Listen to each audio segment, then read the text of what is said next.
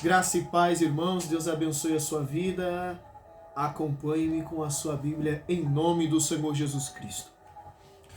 Uma das dicas que Spurgeon nos dá em um dos seus livros, Discurso aos Meus Alunos, volume 3, ele vai dizer: o sermão que tem a maior clareza é o sermão que tem a mais alta instrução. Então, um grande estudioso costuma dizer: Senhor, dê-me mais educação suficiente para pregar claramente a sua palavra. Nós precisamos entender e compreender que aquele que prega deve falar de forma mais clara e que as pessoas entendam e compreendam o que ele está pregando. E o texto base que temos hoje para trazer alusão a respeito do que é a pregação é o texto de Eclesiastes capítulo 12. Eclesiastes capítulo 12 nos diz: e quanto mais sábio foi o pregador, tanto mais sabedoria ao povo ensinou. E atentou e esquadriou e compôs provérbios. Procurou o pregador achar palavras agradáveis, e o escrito é a retidão e a palavra de verdade. As palavras dos sábios são como aguilhões, como pregos bem fixados pelos mestres das congregações, que nos foram dados pelo único pastor. Nós precisamos entender aqui alguma coisa. O texto bíblico está nos dizendo: tanto mais sabedoria ensinou ao povo e atentou e esquadriou e compôs provérbios. O texto bíblico também vai dizer: o pregador procurou achar palavras agradáveis. Só que o sentido aqui é diferente. Não é a palavra que agrada ao seu ego. Não é a palavra que você deseja. Não é só palavra de consolo. Como já disse, uma pregação, uma profecia, uma pregação profética, ou glória, algo que vai te edificar, precisa ter exortação, precisa ter edificação e precisa ter consolação. Precisa ter estas três coisas, porque hoje o que mais se tem são pregadores de palavras agradáveis demais, que vão te agradar, mas não vão te converter ao evangelho verdadeiro, a vida que não eu, mas Cristo quer que você tenha, porque eu não posso te obrigar, mas se você quer servir a Cristo, você deve seguir a sua palavra e os seus ensinamentos, não contraditórios, mas sim os ensinamentos que Cristo nos deixou.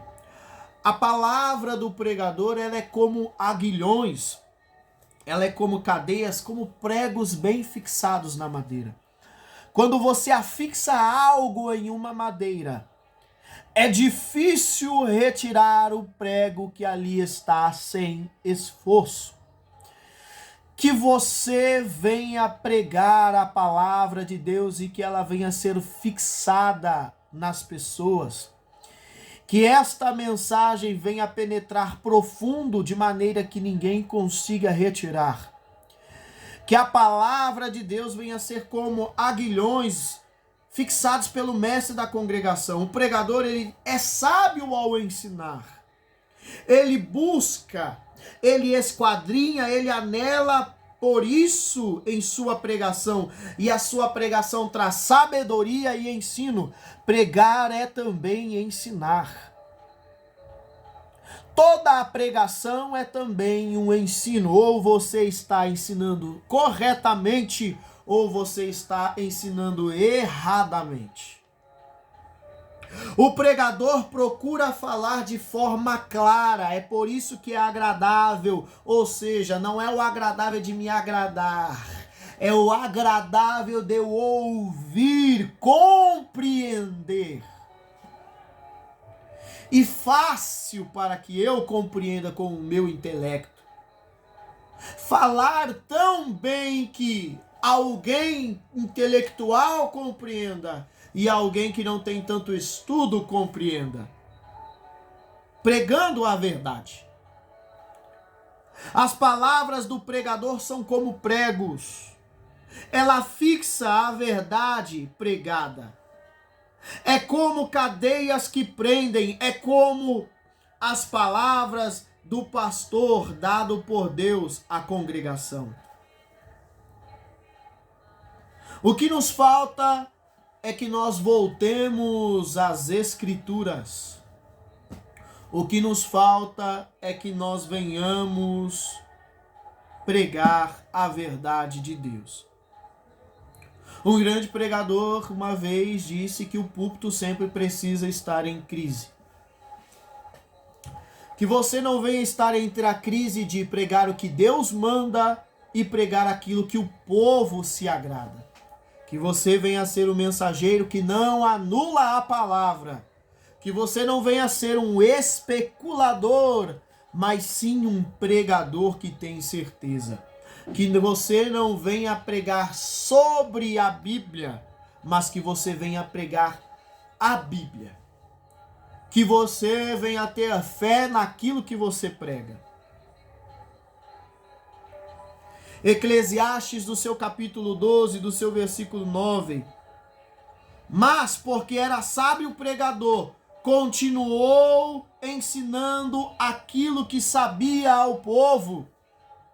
Ele reuniu muitos provérbios e ditados. Não pregue aquilo que você não sabe. Além de ser sábio, o pregador sabia ensinar. Além de ensinar o que sabia, ele o fazia de um modo agradável e verdadeiro. As palavras do homem sábio nos forçam a tomar uma atitude. Elas explicam claramente verdades muito importantes. A coleção dos seus ditos são como pregos bem fixados. Vinda do único pastor, que a sua pregação, que não é sua, venha a vir do único pastor. O texto de 1 Timóteo capítulo 4, versículo 16 nos diz: cuide de si e cuide da doutrina. Você cuida primeiro de você, porque se você não cuidar de você, você não estará apto para cuidar de alguém. Cuide da doutrina, cuide dos ensinamentos de Cristo, cuide da palavra de Cristo. Cuide destas grandes verdades que você recebeu. A palavra de Deus é a doutrina. É o que você precisa entender. Existe a doutrina de homens, existe a doutrina dos fariseus, existe a doutrina dos saduceus, existe a doutrina dos essênios, existe a doutrina de demônios e existe a doutrina dos apóstolos, a doutrina de Cristo. E aqui está a doutrina de Cristo, a doutrina dos apóstolos. Você deve cuidar de si. Todo trabalhador sabe que deve manter as suas ferramentas em boas condições.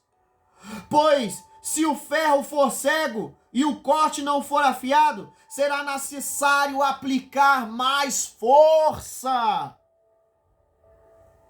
Ei, você sabe que você precisa de ferramentas boas. Ou caso contrário, se você não se esmerar nesta ferramenta que você tem, você vai sempre utilizar mais força e vai estar cansado, quebrado, arrebentado, porque utilizou mais força com a ferramenta que você negligenciou. Cuidado!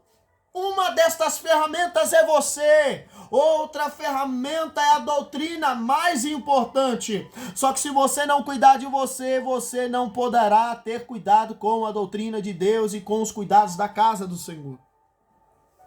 Cuide-se para que você não fique sem graça salvadora de Deus, que ofereça a outros. Não se surpreenda com o trabalho eficaz feito pelo evangelho que você prega. Não aconteça ao proclamar ao mundo a necessidade de um Salvador, deixe o seu próprio coração negligenciar ele. Cuide de você mesmo, esta é uma das grandes necessidades. Os sermões devem conter ensinamentos valiosos.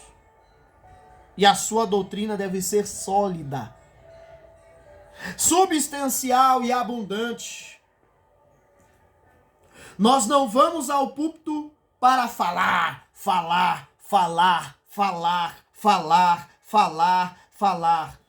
Nós temos instruções a transmitir extremamente importantes. E não podemos nos dar ao luxo de transmitir nulidades. Nada é importante. A sua vida não é importante para que você transmita. É só uma cereja, uma decoração no bolo. A sua cortina não é importante. O seu sapato não é importante. A palavra de Deus é importante. Oh, glória! Fique com este ensinamento. Que Deus abençoe a sua vida. E que você não venha se esforçar demais. Porque você negligenciou a sua ferramenta. E o seu machado estava enferrujado e cego. E por isso, para derrubar as árvores, você se utilizou de mais força. Afie o seu instrumento. Afie aquilo que você usa para pregar, para fazer a obra do Senhor.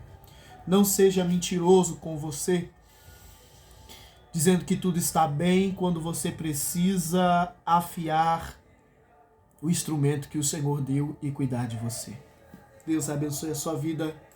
Transmita esta palavra a outros em nome do Senhor Jesus. Aqui fica o meu abraço. Deus te abençoe.